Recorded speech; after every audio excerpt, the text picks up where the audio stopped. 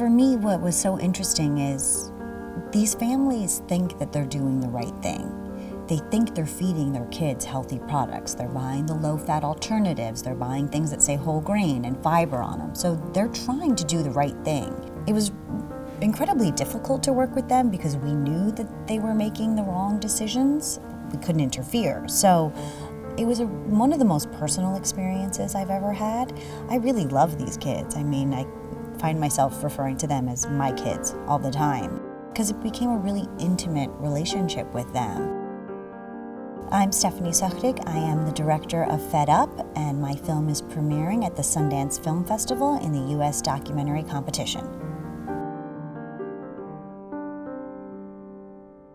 Fed Up pulls back the curtain on the childhood obesity epidemic, and it reveals through a group of 4 children this systematic failure of the government and the food system as a whole in protecting these kids when it comes to their food choices. It was a real shock to me that when we followed these kids into school that they were being served McDonald's and Wendy's and Arby's in an environment that's supposed to be safe. I mean, they had slushies and Doritos in their school environment. As we started to trace the origins of the childhood obesity epidemic, what we found was that the entire problem started 30 years ago with government policy. So this sort of like murder mystery unfolded right before our eyes.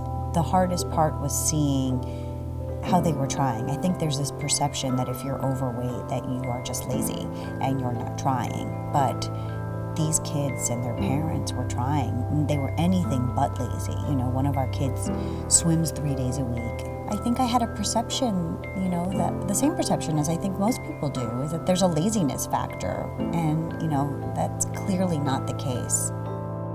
A lot of films have been made on the subject of food and obesity, and there have been specials and everything, but I think we really have been able to condense the most important information into 90 minutes. And I think if you watch this and you still continue to eat the way you eat, then that's great. That's totally your option. But we've at least taken one step towards leveling the playing field and being able to sort of pull back the curtain on what's really going on with our food system.